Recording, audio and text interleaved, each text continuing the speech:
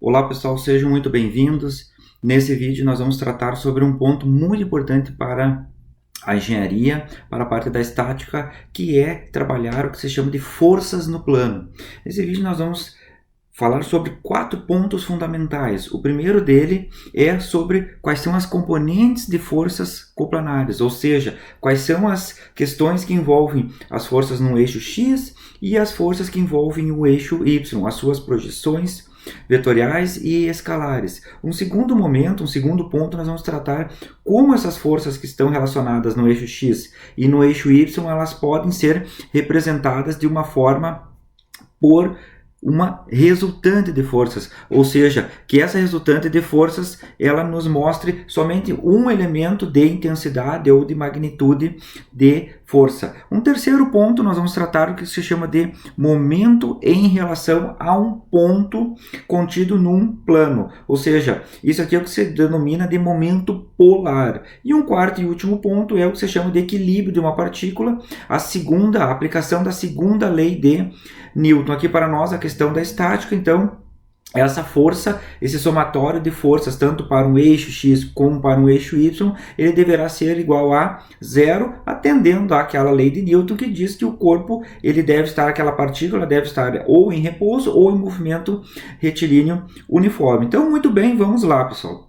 Esses problemas, essas forças num plano aqui, elas querem dizer o seguinte: como um engenheiro mecânico lá, ele vai pensar para estruturar, por exemplo, um exemplo bem simples para nós aqui é o que se chama do guincho hidráulico, do modelo tipo U, e aí que tem uma capacidade de 500 kg de carga. Como ele vai pensar em relação às questões aqui que tenham as uniões, como ele vai pensar as questões, por exemplo, que tenham cilindros, quais são as forças atuantes nesses sistemas, quais são as reações nos pontos de contato com o solo, como ele trabalha a questão dos eixos relacionados, a questão dos rolamentos, a questão do projeto de chaveta, então a questão, por exemplo, de correntes. Então tem uma infinidade de aplicações diretamente relacionado com as forças no plano. Um segundo momento também para o pessoal da engenharia civil, da arquitetura e de outras áreas correlatas, aquelas questões que envolvam as instalações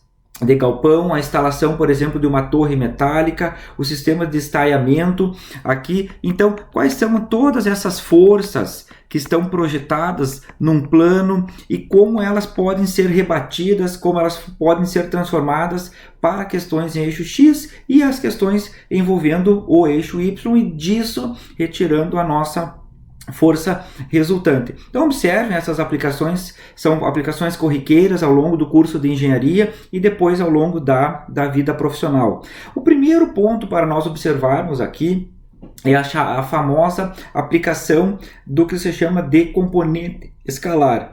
Essa componente escalar ou componente de força numa forma escalar, ela tem a finalidade de constatar o seguinte ponto: se nós tivermos um vetor denominado como F. Um vetor denominado aqui como F, no caso, ele pode ser projetado, ele pode ter uma componente vetorial, uma componente escalar, tanto num eixo X como no eixo Y. E isso aqui, nós considerando esse elemento F, qual é essa componente de força que ele tem em relação ao eixo X e qual é o componente de força que esse elemento F ele tem em relação aqui ao eixo Y. Então, se pudermos observar aqui, é uma aplicação bem peculiar aqui do triângulo retângulo.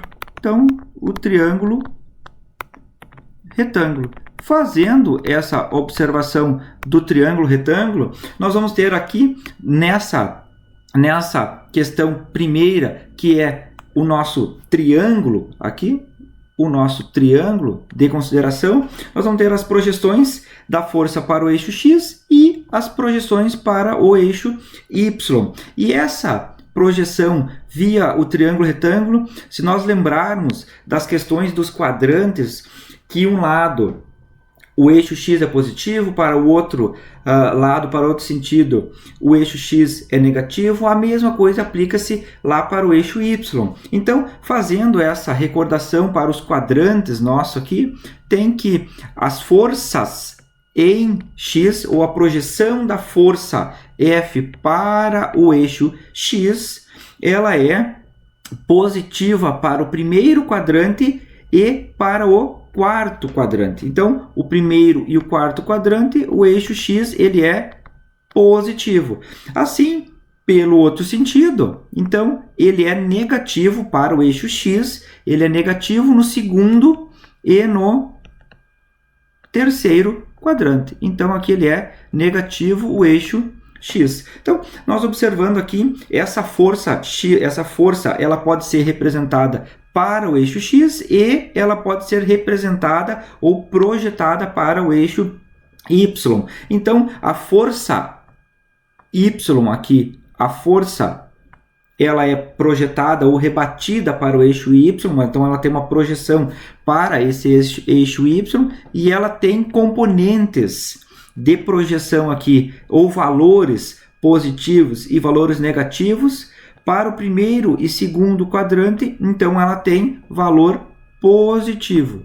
Então, valor positivo para a componente y. E para o terceiro e para o quarto quadrante, ela tem valor negativo. Então, valor negativo aqui para o projeção da força em y. Isso aqui é muito importante, essas projeções de força e esses quadrantes, esse cuidado em relação a esse nosso quadradinho aqui de sinais aqui, os sinais, justamente porque todas as forças posteriores, tanto para a questão principalmente da força resultante, é importante nós sabermos esses elementos, porque na maioria dos casos os problemas eles não comportam somente uma força, mas eles comportam uma variedade de forças, e essa variedade de forças elas devem ser expressas tanto para o eixo x quanto para o eixo y, principalmente cuidando o sentido delas e apontando se ela é positiva ou se ela é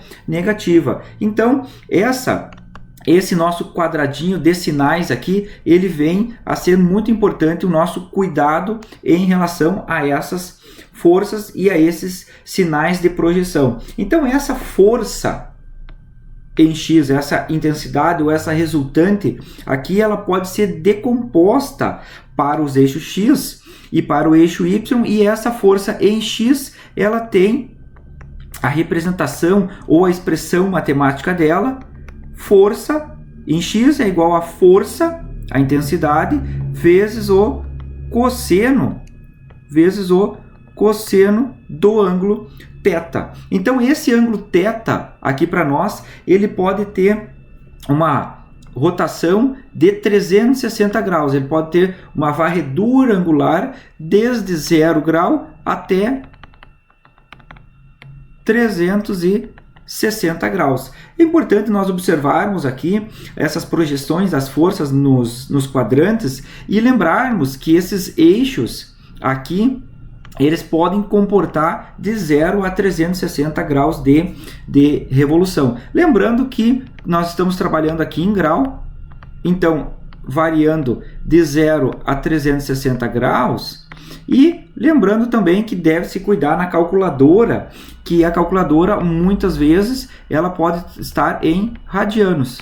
Então, esse 0 a 360 graus, ele fica de 0 a 2π radianos aqui para nós, ok? Então, nós devemos ter esse cuidado, ou nós estamos trabalhando em graus, ou nós estamos trabalhando em radianos. Então, essa projeção angular aqui para nós, ela quer dizer também o seguinte: se nós temos essa força em x, que ela pode ser representada dessa forma, força em x, a projeção dessa força é igual a força vezes o cosseno do ângulo formado aqui no sentido anti-horário, no caso, ela pode ter uma projeção também para o eixo y. Então, para o eixo y, aqui para nós, como ela vai ficar essa força? Então, a força no eixo y rebatida aqui, então somente essa intensidade, ela vai ficar uma expressão matemática, a força em y é igual a força vezes o seno do ângulo formado pela abertura aqui em relação ao eixo X. Então a força em Y é a força vezes o seno do ângulo formado. E aí a intensidade dessa força, da força somente, dado aqui como a letra F para nós, ela vai ser expressa da seguinte forma. Então essa força, ela vai, se nós recordarmos lá da lei de Pitágoras, no caso, a força ao quadrado é igual a componente em x ao quadrado mais a força em y ao quadrado.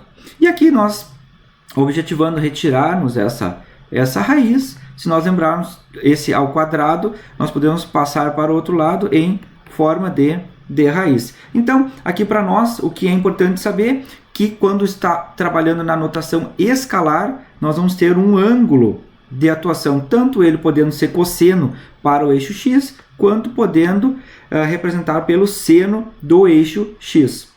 Ok? Então, um segundo elemento aqui para nós, além disso de trabalharmos nas questões de ângulo seno e cosseno do ângulo θ, nós podemos ter um caso peculiar, um caso específico aqui, que é um caso específico para a notação escalar, que é o que se chama de triângulo ABC. O que é esse triângulo ABC? Ele é nada mais, nada menos que ele representa um pequeno componente da força aqui projetada ou rebatidas para o eixo X e para o eixo Y, e que são especificados pelo que se chama de um sombreamento do triângulo, aqui no caso de um triângulo mínimo ABC para um triângulo maior. Aqui, se vocês recordam, lá da trigonometria, a semelhança de triângulos. Então, nós temos um triângulo maior, nós temos um triângulo menor. Então, as projeções desse nosso triângulo, então, o B, ou a intensidade, ou o comprimento desse vetor B, ele está expresso para essa projeção. Então, eles têm essa projeção. O elemento A, ou o comprimento do A, ele está expresso aqui pela componente do elemento x, ou da força em x, e o terceiro e último elemento, aqui no nosso caso, que é a componente C, que ela está expressa para a força ou a intensidade especificada, ok? Então temos o B para a força que é nesse sistema, uma força em Y, nós temos aqui a força em A, que é a força para x, e depois, na parte final, nós temos a componente C, aqui, que ela é rebatida para a força ou a intensidade resultante desse nosso conjunto de forças. Então, essas projeções, como elas designam aqui para nós. Se nós tivermos uma força em x, nós então temos a força em x com a projeção em A. Então, força em x sobre a componente de força representado aqui pela letra A. E depois, essa igualdade, então, ela representa a força sobre a componente em C. E aqui, retirando e isolando a nossa força em x, nós temos que a força em x é igual a força vezes as componentes de projeção. Letra A sobre a letra C. Para a mesma coisa, a força no eixo Y. Aqui era para o eixo X, ou a componente de força lá para o eixo X, e aqui a componente de força para o eixo Y. Então, a força em Y, aqui no nosso caso, essa força em Y, ela deve ser dividida pelo comprimento aqui do elemento dado pela letra B. Essa força em Y, então, dividido pelo B, ela é igual à força sobre o comprimento em C. Então, a força sobre o comprimento em C. E aí, representando aqui para nós, o que nós vamos obter aqui? E isolando, a força em Y é igual à força vezes o B sobre o C. Então, B sobre o C. Ok? Então, seguindo essa nossa especificação, as notações escalares, aqui no caso, nós podemos ter uma representação que ela é expressa nesta forma, as projeções de componentes da força para o eixo X e para o eixo Y, ou por meio de um triângulo ABC. Mas este triângulo ABC, lembre-se, ele é um caso específico de trabalho. Frequentemente, na aplicação prática, o que nós vamos ter são esses casos aqui que nós devemos considerar e devemos adotar quais são os eixos positivos para o X e os negativos para o eixo negativo para o X, tanto também para o eixo Y. Então, seguindo a nossa notação aqui, a segunda dela, depois da notação escalar, é o que se chama de notação vetorial. A notação vetorial, diferente da notação escalar, ela utiliza o que se chama de versores. Então, ela vai ter versores, são pequenos vetores que eles têm a finalidade aqui de indicar uma direção. E se recordar, esse versor é um vetor unitário. Ele é um vetor unitário.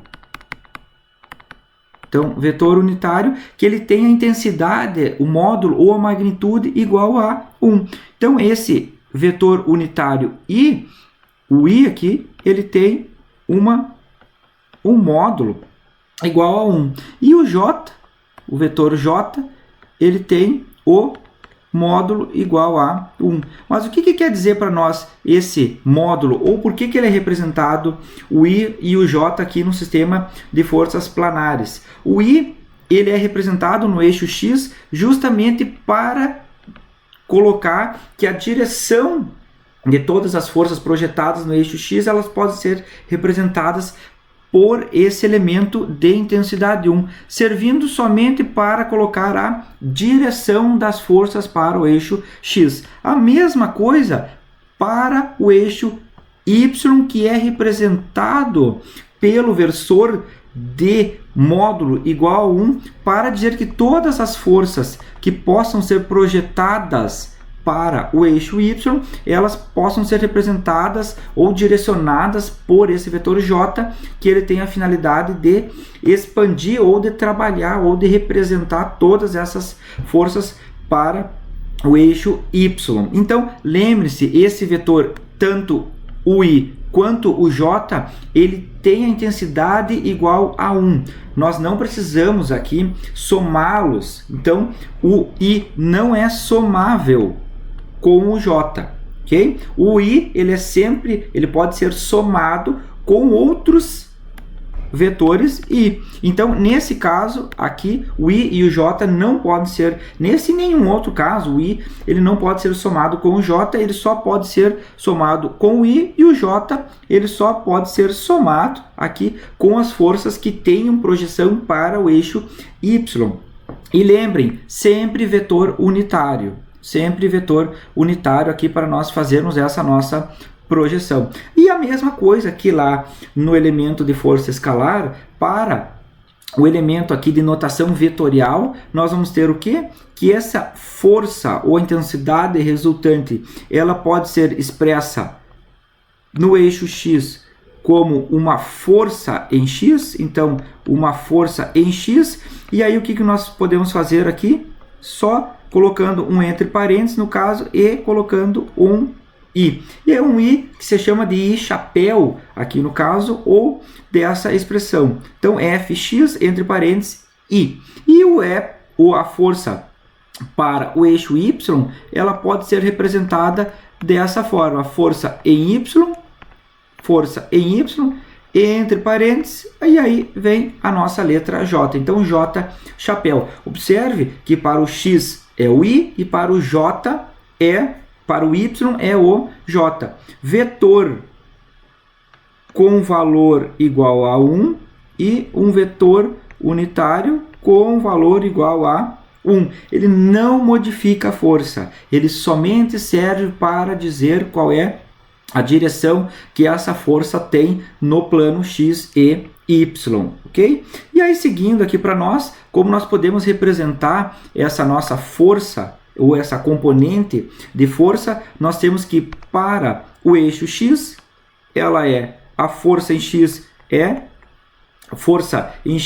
vezes o nosso I chapéu, e a força em Y é a força em Y vezes o J chapéu. Então, essa representação final da intensidade dessa força aqui, ela pode ser expressa dessa forma, ou seja, força é igual a força em X, entre parênteses o I, mais a força em Y, vezes o J chapéu. Então, nós temos uma notação escalar e nós temos uma notação vetorial. O segundo e um outro ponto aqui para nós, seguindo após essas notações, que é o que se chama de resultante de forças. Se nós tivermos uma variedade de forças, considerando este elemento como uma partícula, o que nós vamos ter? Nós temos, atuando sobre esse corpo, nós temos uma força 1, nós temos uma força 2, nós temos uma força 3, e nós temos uma força 4 e uma força 5. Se nós pudermos observar essas forças dadas pelos números aqui 1, 2 e 3, então a força 1, a força 2 e a força 3, elas estão expostas aqui para o eixo X. Mas como eu sei que elas estão expostas ou representadas para o eixo X? Porque se nós passarmos aqui, e é um dos principais pontos para a resultante de força, é traçar o que se chama de diagrama de corpo livre. O diagrama de corpo livre tem a finalidade, dentre outras, de mostrar quais são os sentidos de representação das forças, quais são as partículas a serem isoladas ou o corpo rígido a ser isolado, e como nós podemos, a partir dessa representação, uma representação mais modelada do nosso problema, desde a situação real para uma situação modelada, como essas forças podem ser entendidas e expressas e depois calculadas para a aplicação da segunda lei de Newton. Então, essas forças 1, 2 e 3, aqui elas estão expressas. Se nós pudermos representar, vamos fazer aqui um diagrama de corpo livre. Então, nós traçamos o ponto de origem, nós traçamos que aqui é o eixo X, e nesse sentido, para cima, é o eixo Y. E o que nós vamos observar? Que a força 1 aqui, ela está expressa sobre esse eixo X. Então, a mesma coisa a força 2 e a mesma coisa a força 3. Elas estão expressas sobre o eixo X.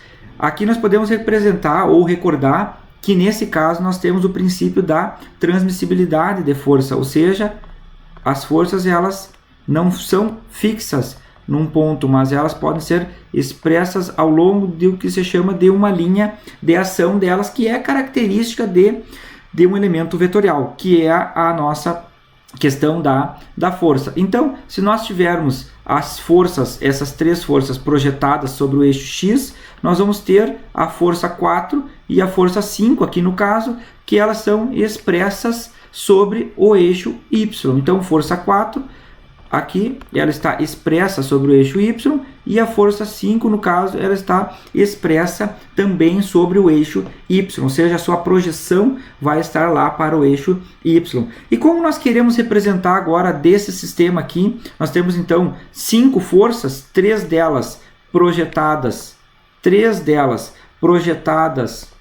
para o eixo X e 2 delas projetadas ou rebatidas aqui para o eixo Y. Como nós podemos representar o que se chama de resultante? Como nós podemos entender, mas qual é a intensidade da força que resulta dessas 5 forças? Então, para nós aqui, nós podemos representar essas 3 forças, ou se tivesse mais forças, 4, 5, 10 forças, como uma força resultante que atua no eixo X. Então, força, aqui é resultante, que atua no eixo X. A mesma coisa, essa interpretação para o eixo Y. Então, é uma força que atua como resultante para o eixo Y.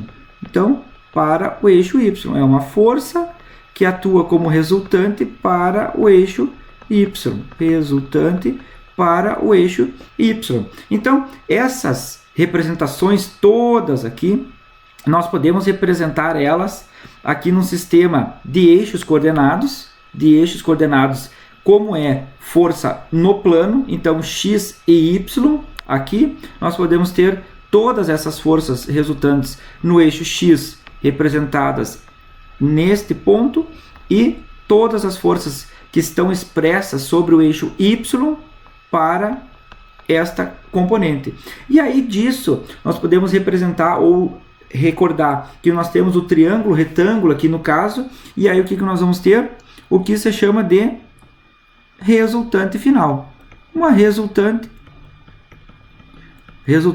aqui dita como final no caso, ou uma força resultante das forças anteriores, das 5 forças que nós temos. E como é que nós calculamos essa força final aqui no caso? Nós temos uma expressão que é justamente lá, de novo, pela lei de Pitágoras, no caso, que essa força resultante aqui, ela pode ser expressa da seguinte forma: a força ao quadrado é igual ao somatório das forças resultantes para o eixo x ao quadrado mais o somatório das forças resultantes para o eixo y ao quadrado. Ok? Então nós temos aqui a expressão da força resultante que vem desse primeiro ponto.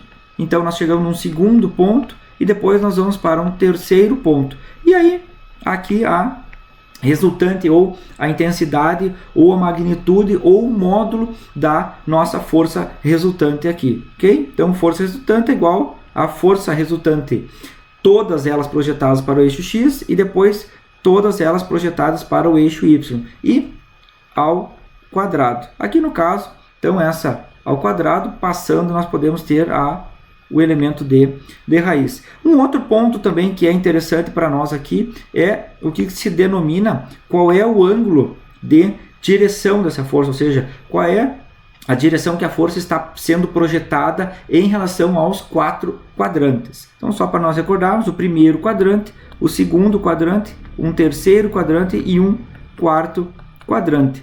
Nesse caso aqui, esses quadrantes aqui, eles podem ser calculados ou eles podem ser obtidos, essa componente aqui para nós, da seguinte forma: o ângulo de direção aqui no caso, ele é igual ao arco tangente ou tangente elevado no menos 1 aqui, sendo expresso tangente é igual a tangente menos 1 sobre a força que resulta para o eixo y sobre a força resultante para o eixo x. E aí nós colocamos esse valor na calculadora, colocamos a função inverso ou arco aqui no caso e nós vamos obter o ângulo que ele está representado. Esse ângulo aqui no caso, se nós estivermos trabalhando em graus, então vai resultar em grau. Nós temos que cuidar muito esses valores expressos de forças aqui, principalmente quando realizar a inserção de valores na calculadora,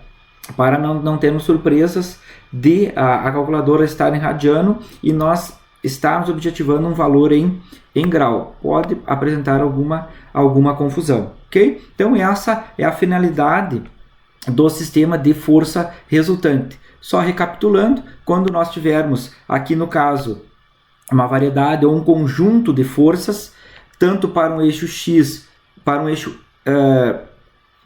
x, quanto para um eixo y, se nós tivermos 10 forças para o eixo x e 10 forças para o eixo y, nós temos que somá-las, x e y, nós temos que fazer o que se chama de somatório de forças, tanto para um eixo x quanto para um eixo y, e verificar depois, pelo teorema de Pitágoras aqui, qual é a intensidade da força resultante desses sistemas de força para x e para o y. E depois, por fim, aqui, qual é o ângulo de direção que esta força resultante ela vai adotar. E aí aqui para nós fazermos um exemplo bem corriqueiro, que é muito trabalhado na engenharia, são esses problemas que envolvam a seguinte sistemática. Aqui nesse problema ele está pedindo para nós determinar qual é a intensidade e a direção da força resultante.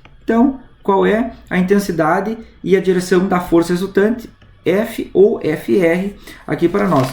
Observe que esse problema ele está envolvendo 3 forças, aqui denominadas como força 1, e aí ele tem força 1 de intensidade igual a 600 newtons, ele tem uma segunda força de intensidade igual a 500 newtons, e ele tem uma terceira força igual a 450 newtons.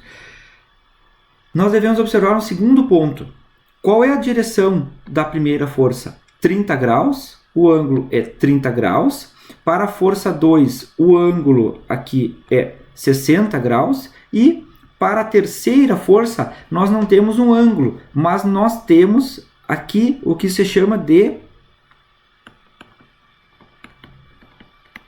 triângulo ABC. Nós temos aqui a aplicação tanto de ângulo quanto a de triângulo.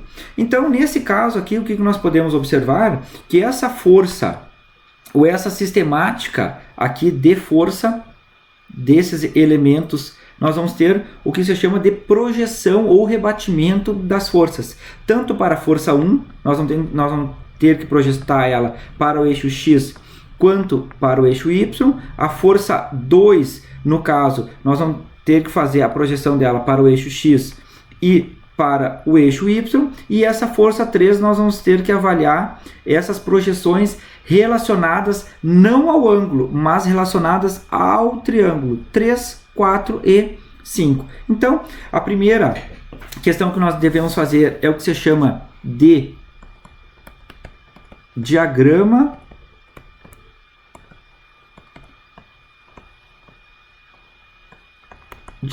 de corpo livre, que é a nossa expressão diagrama de corpo livre. Então, essa primeira força aqui, nós observamos que as 3 forças elas têm um ponto em comum ou uma origem em comum. Então, aqui é a origem desse sistema e nós estamos observando por que nós vamos fazer essa força por um sistema de componentes num plano e não num sistema tridimensional, porque essas forças elas estão num plano que estão expressas pelo eixo X e pelo eixo Y. Então, essa força ou esse sistema de força aqui, ele pode ser representado por um sistema bidimensional, ou seja, de forças num plano. Então, essa primeira força nossa aqui, ela tem uma origem comum com a força 2 e com a força 3. Então, o que nós vamos observar? Que essa força 1, ela vai ter uma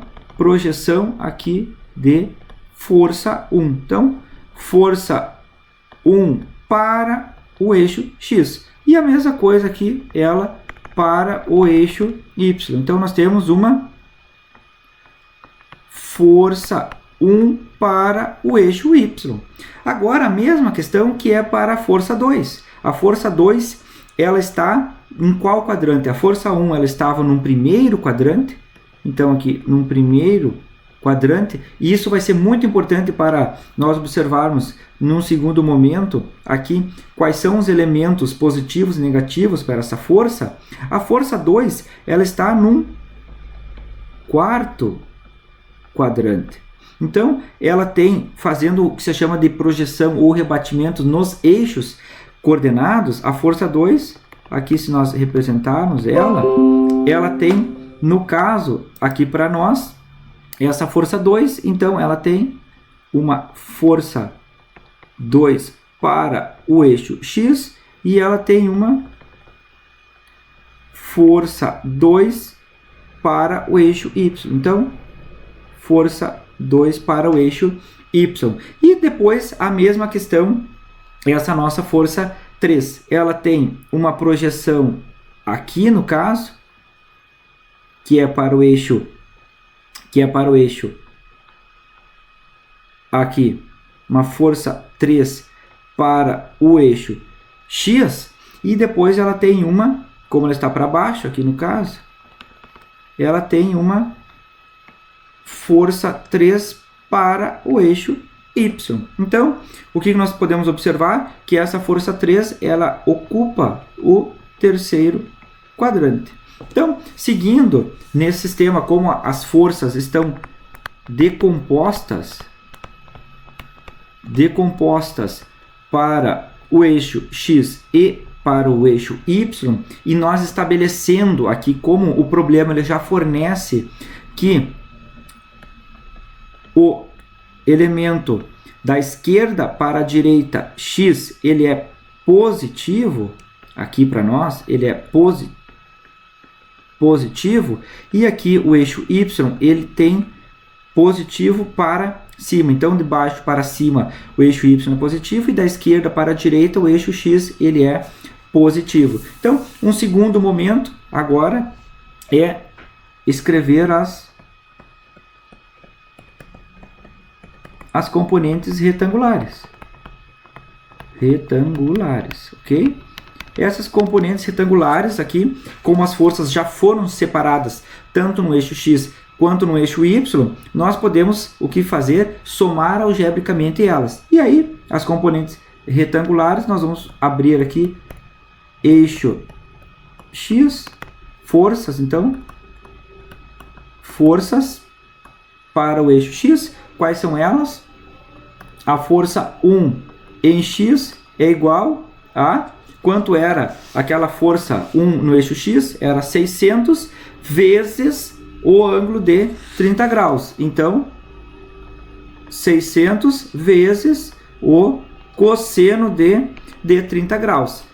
E depois a outra que é a força 2 para o X, que tinha valor de 500 vezes o cosseno de 60 graus. E depois a terceira e última força, a força 3 para o X, que ela era negativa, 450. Por que ela era negativa? No caso, que para o eixo X, essa força ela está apontando para a esquerda. Estando apontada para a esquerda, considerando aqui o nosso sistema X e Y, ela está apontando para a esquerda, então ela é negativa, ok? Então, aqui, seguindo, então, menos 450 vezes agora a semelhança do triângulo. Então, é 3 sobre 5. Então, quais são os valores aqui para nós? 600 vezes cosseno de 30 vai representar 520 newtons. O segundo, força 2x, é igual a 500 vezes cosseno de 60. Então, vai ter a representação de 250 newtons. E a terceira força para o x, aqui, menos 450 vezes 3 sobre 5 é igual a menos 270 newtons. Ok? O segundo ponto é a força ou as forças para o eixo Y. Então, para o eixo Y, o que nós vamos ter? A mesma coisa. A força 1 para o eixo Y é igual a 600 vezes seno de 30 graus. Que isso aqui representa para nós 300 newtons. A força 2 em Y é igual a menos 500. Por que menos 500? Porque ela está expressa num sentido, a força 2, aqui ela está expressa num sentido para baixo, ou para a região negativa do que nós estamos adotando como positivo aqui para o eixo Y. Se ela está para baixo e para cima é positivo, logo ela é negativa, ok?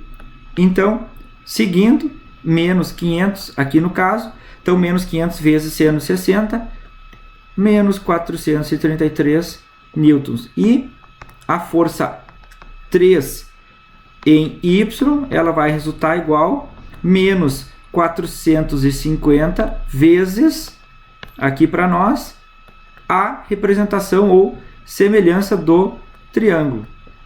Lei dos triângulos ou lei da semelhança dos triângulos. Então, menos 450, o menos aqui para a força é porque ele está para baixo, aqui ele está apontando para baixo, para o eixo Y. Para baixo é negativo. Então, menos 450 vezes 4 sobre 5 é igual a menos 360 newtons. O que nós temos aqui? Uma coleção de forças para o eixo X e uma coleção de forças para o eixo Y.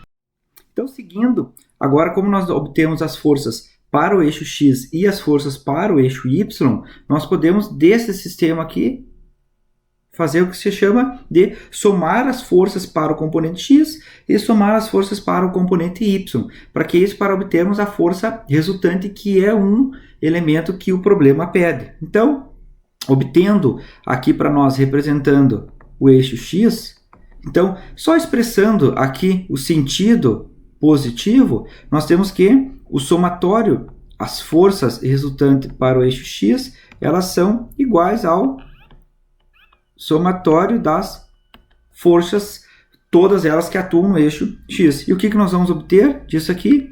As forças resultantes para o eixo X são iguais a 520 newtons mais 250 newtons menos 270 newtons. Disso aqui nós vamos obter 520 mais 250 menos 270, nós vamos obter 500 newtons positivo de força resultante para o eixo X.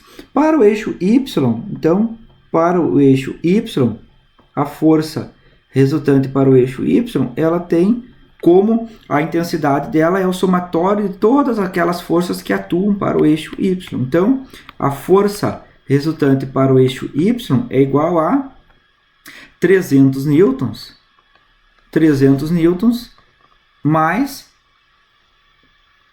aqui menos 433 mais menos 360 newtons. Ok? Pode ser representado dessa forma, mais entre parênteses menos, ou diretamente da forma aqui que foi realizado a menos 270 newtons. Ok? Então, 300 newtons menos 433 newtons, aqui no caso, menos 360 newtons, nós vamos chegar numa resposta de menos 493 newtons. Então, nós já temos as representantes de resultante para o eixo X e para o eixo Y, e agora nós podemos obter o que se chama de magnitude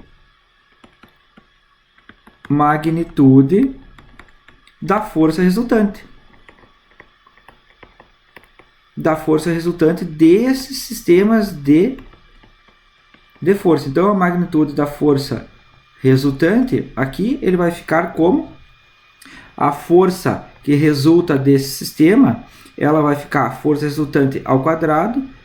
Vamos só colocar um pouquinho mais para o outro lado aqui.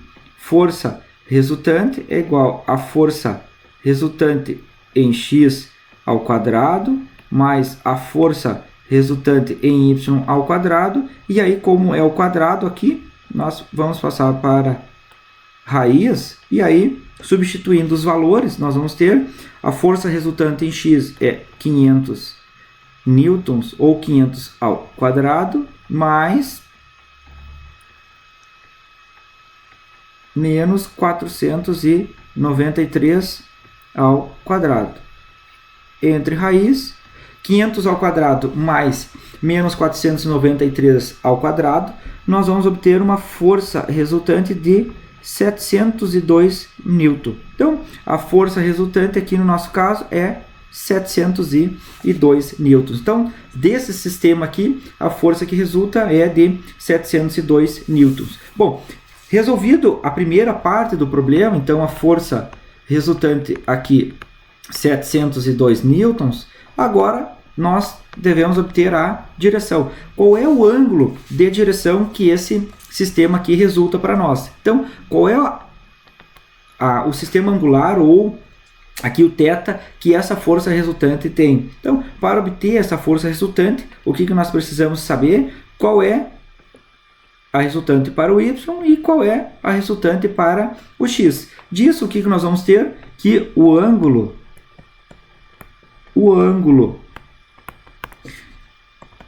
de direção aqui para nós, expresso pela letra θ, ele vai ser igual a θ é igual a tangente menos 1 TG. Pode ser TG ou tangente na menos 1, aqui, tanto faz, tangente na menos 1 ou tan na menos 1, no caso. Então, como nós vamos representar esse ângulo? Tangente elevado na menos 1 sobre força resultante em y sobre a força resultante em x. E aí o que nós vamos fazer? Substituindo os valores, nós temos que o sistema aqui vai expressar da seguinte forma: menos 493 sobre 500. Recordem como aqui é módulo no caso, então nós vamos ter sempre um valor positivo. Então, nesse caso aqui, esse ângulo para nós, representando e resolvendo essa expressão, nós vamos ter um ângulo de 44,6 graus. Bom, então 44,6 graus. O que nós podemos observar aqui, se nós colocarmos o sistema, o x e o y de força, aqui o y e aqui o x, que esse ângulo ele está representado na força, ali no caso, representado na força resultante para nós da seguinte forma: como ele é menos 493, aqui menos 493 e aqui é mais 500, então nós temos que para o eixo y ele está para baixo e para o eixo x ele está para a direita. Então nós temos a força resultante razoavelmente representado dessa forma. Então aqui está o ângulo θ de aproximadamente 44,6 graus e dessa forma está a nossa força resultante, ok? Então nós temos aqui que a projeção até esse ponto, que é a força que resulta para o eixo x, e aqui é esse comprimento aqui para nós é a força resultante para o eixo y. Então aqui para o eixo x, no caso, e aqui para o eixo y. E aqui está a nossa força resultante de 702 newtons. 702 newtons, ok? Então, um problema clássico da engenharia aqui para nós, menos 493 newtons no caso. Um problema clássico que ele é solicitado desde a intensidade e depois o elemento de direção da força resultante. Okay? Então, seguindo, um outro ponto de interesse para nós é quando aquelas forças elas não estão alocadas diretamente na origem do sistema de coordenadas, ou seja, elas estão projetadas num ponto que contém alguma distância em relação a um ponto que nós estamos considerando.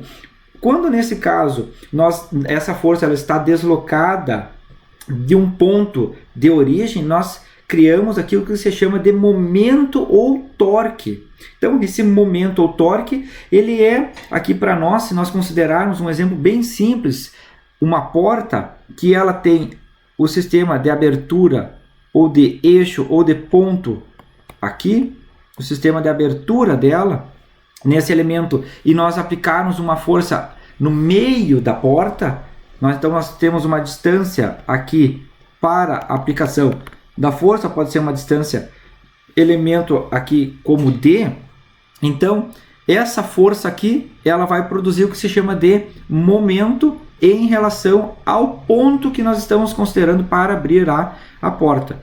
Agora, se nós continuarmos nessa mesma porta, o mesmo ponto aqui para abrir a porta e nós deslocarmos essa força um pouquinho a mais até a extremidade, nós vamos ter uma distância maior no caso, e aí o que nós vamos encontrar? Uma maior facilidade aqui para abrir a porta. Por que isso? Porque nesse caso quanto maior a distância, maior aqui o momento que nós vamos ter. E aí melhor a nossa abertura ou a facilidade para abrir essa porta. Então esse momento ou torque aqui para nós, esse momento também pode ser representado como um torque. A mesma coisa quando nós estamos dirigindo um carro, surge também algumas relações de momento. Então, esse momento aqui em relação a um ponto, ele pode ser expresso para nós, ela é uma grandeza física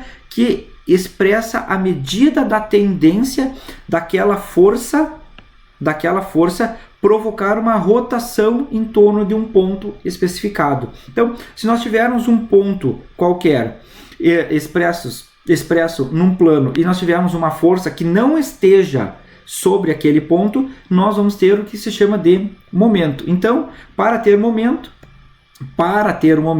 existência do momento aqui,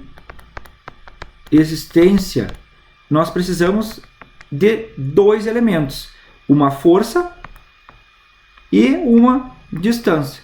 E que esses elementos aqui, elas estejam aqui, no nosso caso, como é força no plano, então no plano, e esse plano contenha um ponto. E aí o que nós podemos ainda ter para ter a existência desse momento é que essa força ela não passe, a linha de ação da força não cruze sobre o ponto. Então, para ter o momento, nós devemos ter que essa força não cruze o ponto de aplicação dali do eixo que nós estamos considerando. Por que isso? Se nós considerarmos a mesma porta aqui, se nós colocarmos a força nessa linha aqui, nesse ponto aqui, será que nós vamos conseguir abrir a porta aqui? É impossível de abrir a porta se nós colocarmos essa força justamente sobre o ponto. Então, essa força ela não pode estar sobre o ponto que nós estamos considerando, ok? Então, aqui é um exemplo bem simples para nós, no caso, que essa força, se nós tivermos uma força e nós tivermos ela projetada sobre um plano qualquer, e aqui denominado como alfa, então um plano qualquer, nós temos uma força e aqui nós temos o nosso ponto de análise. Então nós temos um ponto de análise e aqui nós temos a nossa força. Então essa força, se nós fizermos o que se chama de prolongamento dela ou trabalharmos ela com a linha de ação dela, aqui, linha de ação dela, a linha de ação dessa força, nós vamos observar que a linha de ação da força não cruza sobre o ponto que nós estamos considerando aqui, que é expresso pelo ponto O. Então, esse ponto O aqui, ele não está sobre a linha de ação da força e a força não está projetada sobre o ponto O. Então, nesse caso, o que vai surgir? Se nós estivermos trabalhando num sistema escalar, nós vamos criar aqui, vai surgir uma distância entre a linha de ação da força, no caso. Então, aqui para um sistema escalar, nós temos uma distância e aqui está o ponto que nós estamos considerando. Então, essa distância aqui, para obtermos um momento, então, o momento aqui da força em relação ao ponto O, então aqui é o momento em relação ao ponto O, ou de origem, no caso, ponto de origem. Então, nós vamos ter o quê? O momento ele é igual a força vezes a distância. Essa é a expressão para o momento. Lembrando que a força aqui ela é expressa em Newton e a distância em metro, então o momento é, pelo Sistema Internacional de Unidades, Newton vezes o metro, ok? Então, aqui, para um elemento escalar, então, essa distância representada pela letra D. Então, momento é igual a força vezes a distância.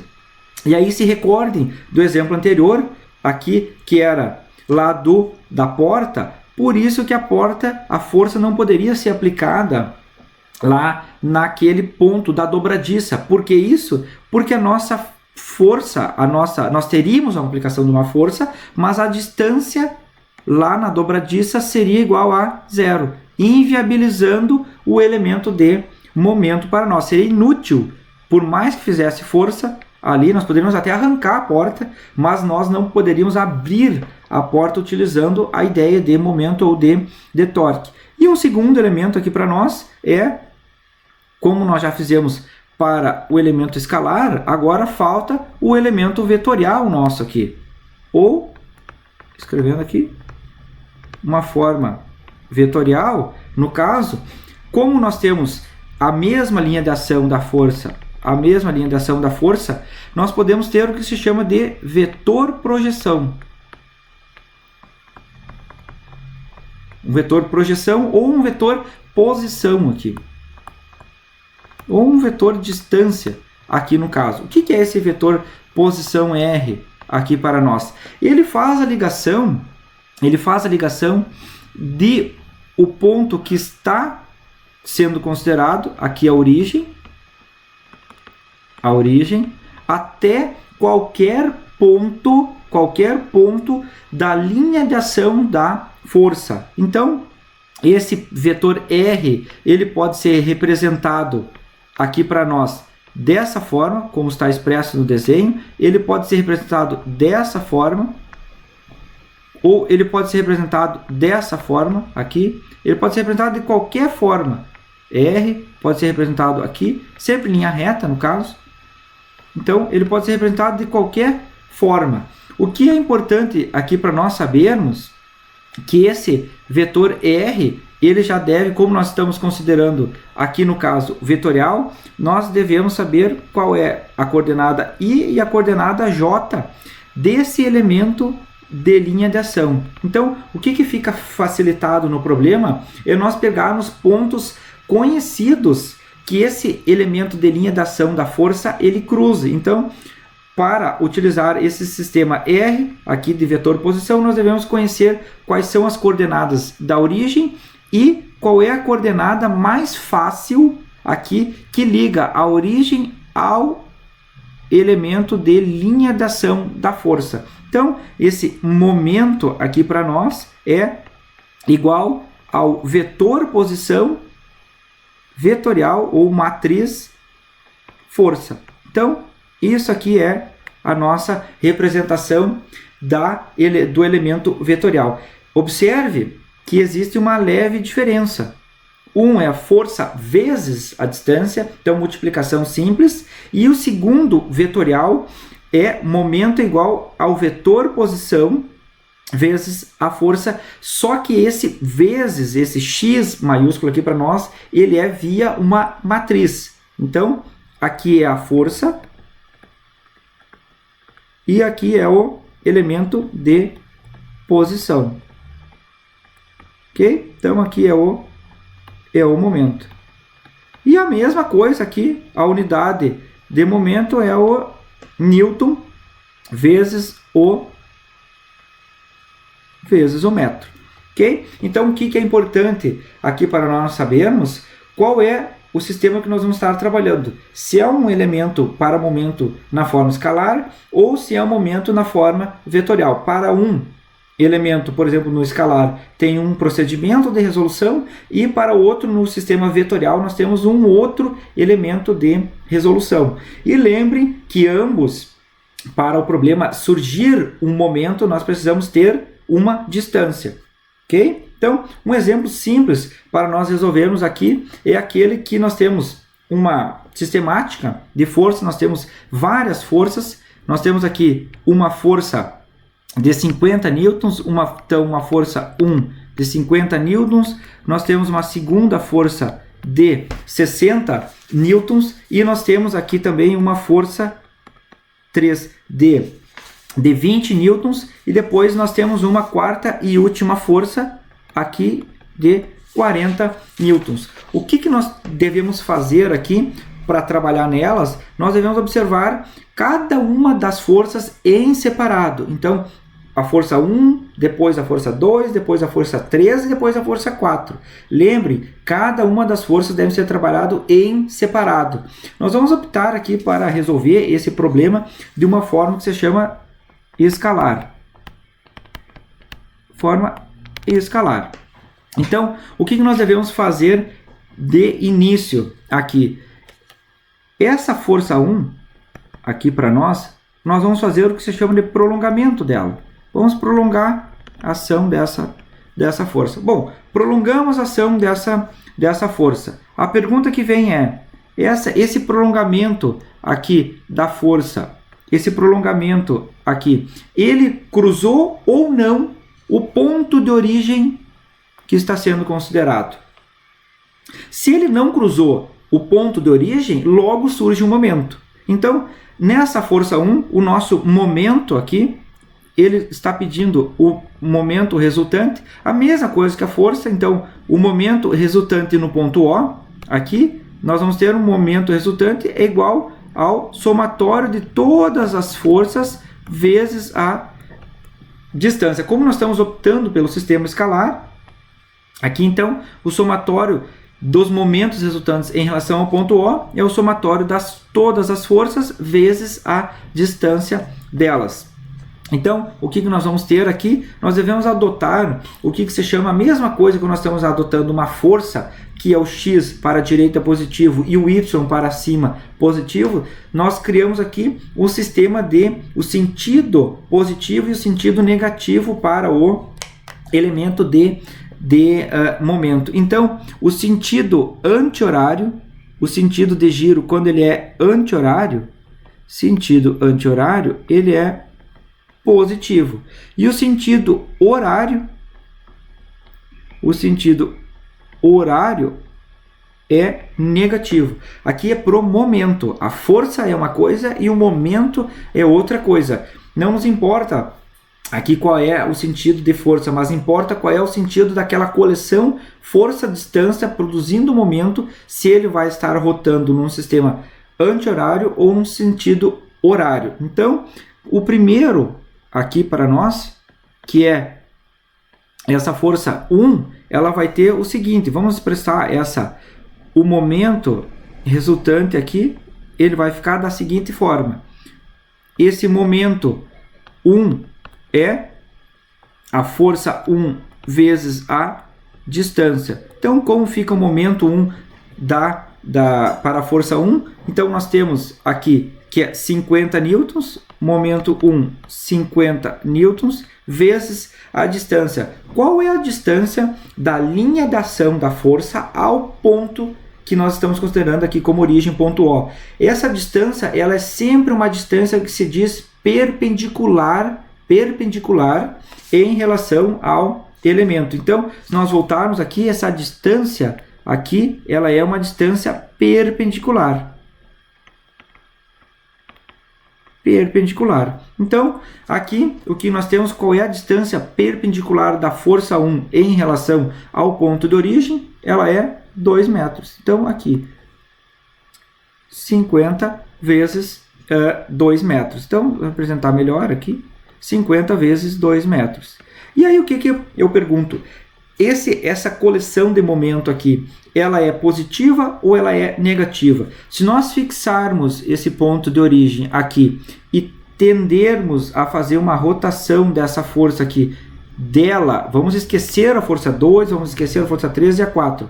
Essa força aqui, se nós estendermos nesse sentido, colocando esse vetor força aqui, ele vai tender aqui o ponto fixo, o ponto O é fixo, e o ponto de força 1 aqui, ele vai tender a fazer esse sentido de giro. Se nós fixarmos ele e fazermos um giro, então, fixando o ponto de origem e tendendo somente a força a fazer um giro, nós vamos ter um sentido aqui para nós representado pelo sentido aqui horário. Sentido horário é negativo. Então, seguindo para nós aqui, então, o que nós vamos ter? Menos 50 vezes 2, ok? Então, seguindo o outro ponto aqui, a força 2 aqui para nós, a força 2, o que ela vai ter para nós? Vamos prolongar ela aqui. Como que nós vamos fazer isso? Vamos pegar essa força 2 e nós vamos ir prolongando ela aqui.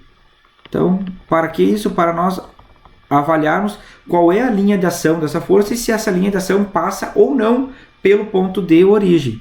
Vamos observar o seguinte, que essa força 2, a linha de ação dela cruza pelo ponto de origem. Então, para a força 2, o momento da força 2 vezes a distância, o que nós vamos ter aqui no caso?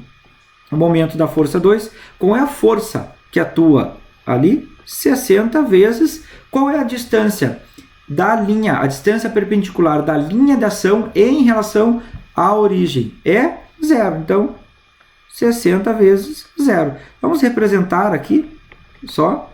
Então, fica 60 vezes 0. Okay? O terceiro elemento é a força 3. Essa força 3 ela vai produzir um momento 3, força 3 vezes a distância, e nós vamos avaliar se essa força 3 ela produz aqui para nós um elemento positivo ou negativo em relação ao ponto de origem aqui. Então a força 3, o que nós temos? Momento em 3 é igual a força 3 projetando essa linha 3 ou estendendo essa linha 3 aqui no caso, nós vamos ter que essa linha aqui, ela apresenta um deslocamento, ela apresenta uma distância em relação ao ponto de origem. Lembrem que a distância deve ser sempre perpendicular. Então, qual é a distância dessa força 3 ao elemento de origem? Aqui é essa distância aqui. Qual é essa distância agora? Bom, essa distância aqui, se nós observarmos, nós temos o elemento 3, aqui no caso, vezes uma abertura de seno de ângulo de 30 graus. Se nós observarmos aqui, então, é o seno de 30 graus. Então, a força 3, 20 vezes 3 vezes o seno de 30 graus. Então, 20, que é a força, e 3 seno de 30 graus, que é a distância. Então, representando aqui para nós, e aí agora nós devemos achar o sinal dela, se ela tem um sentido anti-horário ou um sentido horário para nós. Vamos fazer a mesma coisa. Se nós fixarmos essa força 3 aqui em relação a esse eixo aqui, o que nós vamos ter? Que essa força 3 ela está fazendo esse sentido de giro. Esse sentido de giro aqui para nós é sentido anti-horário. Sentido anti-horário é positivo. Então, mais 20 vezes a distância. 3 seno de 30 graus. E aí, seguindo, a quarta e última força aqui para nós, no caso, que é a força 4. Então, que ela tem uma intensidade F4 aqui. Então, nós vamos ter o quê? Só para nós obtermos um pouquinho de espaço aqui no caso, nós vamos ter que esse momento da força 4 aqui, então momento da força 4 vezes a sua distância a força é 40 newtons, e agora nós devemos achar qual é a distância disso aqui. Qual é a distância dessa força em relação ao ponto? O que nós devemos fazer? Obter qual é a distância perpendicular da força, da linha de ação da força em relação ao ponto de origem aqui no caso. Então o que nós temos? Esse 40 fazendo o prolongamento aqui, e nós temos aqui a distância em relação à origem, no caso, nós vamos ter o quê? Que é essa distância aqui. Então, essa distância aqui ela é representada da seguinte forma. Essa distância aqui para nós distância é igual a 2 mais 2. Então, 2 mais 2 mais... E aí, o que nós devemos pegar aqui? Esse restante aqui, que é nesse sentido aqui. Então, fica o quê? 3 vezes o cosseno de 30 graus. Então, essa aqui é a distância que nós devemos ter aqui. Então, aqui representando para nós, 2 mais 2 mais 3 vezes cosseno de 30 graus. E aí, o que vai ficar aqui? Então, mais ou menos, no caso, vamos só obter o sinal aqui. Essa força de 40 newtons e pegando ela perpendicular, no caso, e só fixando a força de 40 newtons e o braço dela lá no ponto O, o que nós vamos ter? O sentido de giro nesse sentido de giro. Esse sentido de giro, ele é horário, sendo horário, ele é negativo. Então, menos, aqui para nós, fica 40 vezes a distância. 2 mais 2 mais 3 cosseno de 30 graus. E aí, o que nós vamos obter aqui no caso? O momento resultante aqui para nós. Nós vamos representar aqui, como nós fizemos na força, que o sentido anti-horário ele é positivo. Então, esse sentido é o sentido adotado como positivo. Então, o que nós vamos ter? Expressando e representando essa nossa equação aqui, nós vamos obter que menos 50 vezes 2 mais 60 vezes 0, no caso aqui 0 mais 20 vezes 3 vezes seno de 30 menos 40, entre parênteses, 2 mais 2 mais 3 cosseno de 30 graus, nós vamos ter um momento resultante de menos 334 newtons por metro. Então, o momento resultante aqui para nós é menos 334 newtons por metro. Nós temos que observar aqui, tá, que essas distâncias dos braços aqui, elas são sempre perpendiculares. Então, para a força 1 perpendicular, a força 2 ela não tem uma distância em relação à origem, a força 3 ela tem uma distância e a força 4 ela tem uma distância em relação à origem.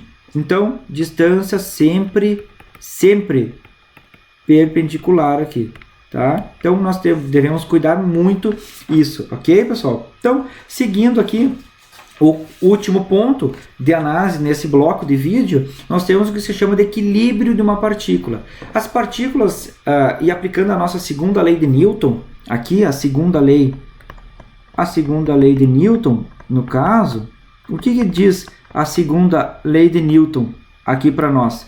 Que se nós tivermos uma infinidade de forças igual a massa vezes aceleração, ou nós temos ela de uma forma dinâmica, ou nós temos ela de uma forma estática, não é verdade? Então, como nós estamos trabalhando na parte estática, esse elemento aqui, para a parte estática, a aceleração ela deve ser igual a zero. Então, a força aqui deve ser igual a zero. Ela deve estar em repouso ou em movimento retilíneo uniforme. Para essa sistemática de partículas aqui estar igual a zero, nós devemos ter que, como é um sistema plano e nós estamos considerando os eixos x e y, nós devemos ter que o somatório de todas as forças que atuam sobre o eixo x deve ser igual a zero e o somatório de todas as forças que atuam sobre o eixo y devem ser iguais a zero. Então nós temos duas formas de representação. Uma forma é a escalar e a outra forma é a vetorial. Pela forma escalar, então, o somatório de todas as forças em x deve ser igual a zero e para a mesma coisa para o eixo y. Aqui então, aqui o eixo x e aqui o eixo y. ok? Então, a mesma coisa para a forma vetorial, somente utilizando aqui os versores, lembrando versores, um vetor unitário de módulo igual a 1. Então, aqui o eixo x e aqui o eixo y. Então, para um equilíbrio de uma partícula, o que nós devemos ter? O somatório de forças em x igual a 0 e o somatório de forças em y igual a 0. Vamos fazer um exemplo aqui, então, para testarmos esse nosso conhecimento. Aqui, considerando se uma corda AB de 1,5 metro, ela pode suportar uma força máxima de 3.500 newtons. Então, entre o ponto A e o ponto B, existe uma força aqui que é de 3.500 newtons. Ele está solicitando para determinar a força na corda BC. Então, uma força que existe aqui, uma força BC, e a distância y, de modo que a caixa que tenha uma massa de 200 kg possa ser suportada. Então, ele está dizendo que nesse momento aqui, o problema está em repouso, no caso. Ele está em repouso. E se nós observarmos essa projeção aqui, ou essa vista, ela está contida num plano x e y. E aqui, da esquerda para a direita, o x ele é positivo.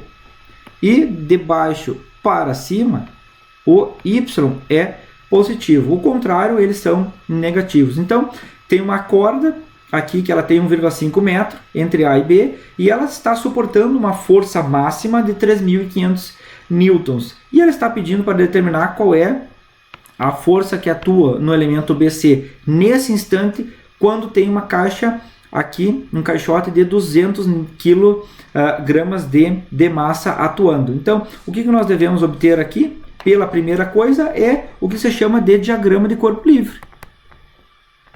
Diagrama de corpo livre. Diagrama de corpo livre. Diagrama de corpo livre. Como nós devemos fazer aqui? Representar justamente as forças que estão atuando. Aqui nós vamos ter uma força entre a origem do sistema nosso, aqui, até o ponto A. Nós devemos observar antes também, para traçar esse diagrama de corpo livre, quais são os eixos. Onde está o eixo X e onde está o eixo Y. Lembre que o eixo X e Y eles devem ser perpendiculares entre si e devem se interceptar em algum ponto.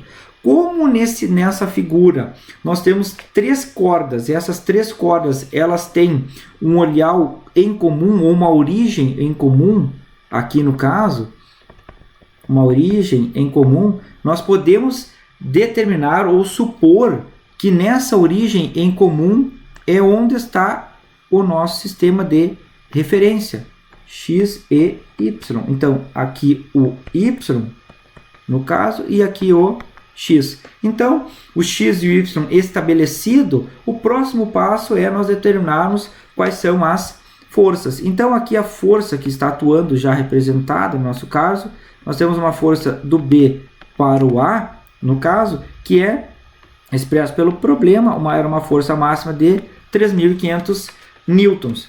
Nós também temos aqui um outro elemento de força, que era a força do caixote, que ele dizia para nós que era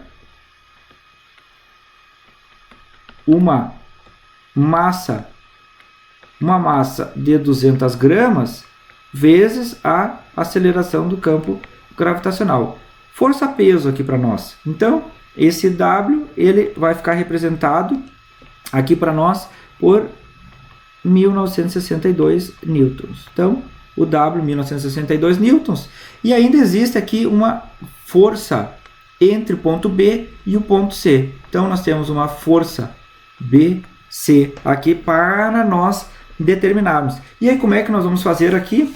Como nós iniciamos, como nós já fizemos o diagrama de corpo livre, o segundo elemento aqui é traçarmos as equações de equilíbrio.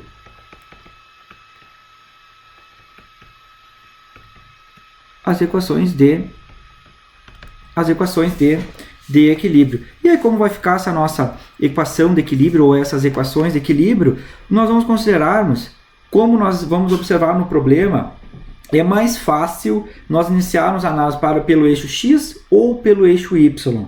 Se nós considerarmos o eixo mais comum, que é o eixo inicial X.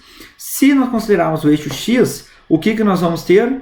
Que nós devemos determinar aqui direto essa força BC. Só que nós temos um problema nisso aqui. Nós não sabemos qual é o ângulo que está atuando aqui da força BA de 3.500 newtons pela abertura para o eixo X. Então nós temos duas variáveis para o eixo X, que é o ângulo e que é a força BC. Por que a força peso não está? Porque ela é somente projetada ou rebatida para o eixo Y. Então, o eixo X não é um bom eixo para início de problema, por causa nós temos duas variáveis ou duas incógnitas a determinar, que é o ângulo de abertura e a força BC. Então, vamos começar a nossa análise aqui pelo eixo Y. Então, para o eixo Y, o que nós vamos traçar?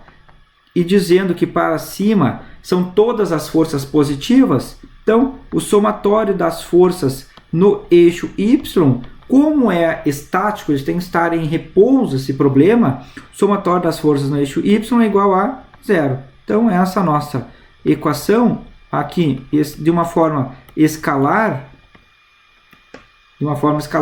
mais fácil para resolver, um problema mais adaptável a esse contexto do problema, nós vamos ter o que? O somatório de todas as forças que atuam no eixo Y. Quais são todas as formas que atuam no eixo Y? Uma delas é a força BA vezes, e aí agora nós devemos saber o que aqui? Qual é o ângulo? Esse ângulo θ, ele está para o eixo Y, ele é o seno. Então, FBA, seno do ângulo θ, menos a força peso, então menos o W. Existe mais alguma força atuando em relação ao eixo Y? Não, então igual a 0. Essa força BA é 3.500 vezes o seno do ângulo θ, menos 1962 igual a 0. Então, isolando o seno e resolvendo somente para o ângulo θ, nós vamos obter que o ângulo θ aqui é de 34 graus. Então, 34 graus. O segundo elemento aqui para nós é agora, justamente, como nós já determinamos aqui as componentes para o eixo Y, o segundo elemento é determinarmos agora quais são as forças que atuam, forças para o eixo X. Então, as forças que atuam para o eixo X, fazendo a mesma consideração em relação ao somatório, forças no eixo X, elas devem ser iguais a 0, porque é um problema de estática, então a partir que tem que estar em repouso ou movimento retilíneo uniforme, nós temos que quais são as forças que atuam projetadas somente para o eixo X. Então, a força BA, ela atua ainda também para o eixo X. Então, força BA é vezes o cosseno do ângulo θ. Então, qual é a outra força que atua? A força BA, ela está num quadrante que é positivo tanto para o X quanto para o Y. A força BC, ela está num quadrante que é negativa para o eixo Y, para o eixo X. Então, menos FBC. A força peso, ela não tem projeção sobre o eixo X, então essa expressão nossa aqui fica igual a 0. Substituindo os valores, o FBA é 3.500 vezes o cosseno de 34 graus menos a força BC.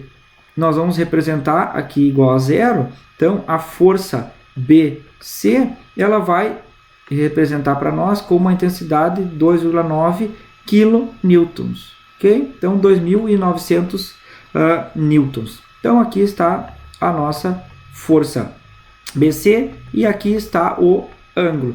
E aí ele está pedindo ainda mais um probleminha para nós. Essa força BC nós já achamos ela, nós já encontramos 2,9 kN e agora nós precisamos ainda encontrar qual é o valor desse elemento aqui, essa distância y. Então, seguindo o nosso cálculo, o que nós vamos ter aqui? A distância y aqui por trigonometria,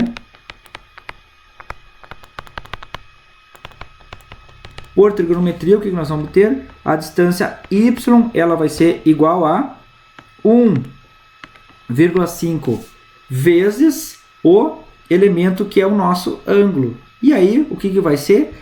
1,5 seno de 34 graus. E aí, o elemento y aqui para nós, ele vai ter uma projeção de 0,84 metro.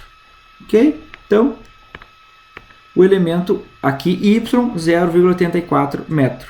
Então, aqui é 0,84 metro. Então, nós encontramos o elemento y, nós encontramos a força BC. Então, esse problema aqui, ele reflete a força máxima, ele reflete uma força incógnita e uma distância incógnita, ok? Então, aqui, em resumo dessas forças no plano, nós devemos observar e traçar aqui o diagrama de corpo livre, estabelecendo quais são os eixos x e y, os sentidos positivos dele, a orientação adequada aqui, e identificar quais são as intensidades e direções das forças, tanto conhecidas quanto as forças desconhecidas, ou forças incógnitas. E o terceiro elemento nós devemos assumir aqui se são as chamadas forças desconhecidas. Então nós assumimos um sentido para ela. E o segundo ponto, quando nós estamos trabalhando já com equilíbrio, quando ele está pedindo equilíbrio, uma força incógnita, nós devemos traçar como é um sistema bidimensional, somatório de forças para o x igual a 0 e somatório de forças para o y igual a 0. Ok, pessoal? Então, eu peço para vocês que assistam, trabalhem, façam a leitura desse material e aqui que inscrevam-se no canal, deixem suas dúvidas, suas questões lá. Se tiverem lá alguma dificuldade, deixa lá a sua pergunta e nós vamos tentar responder. Então, bom vídeo a todos e até o próximo.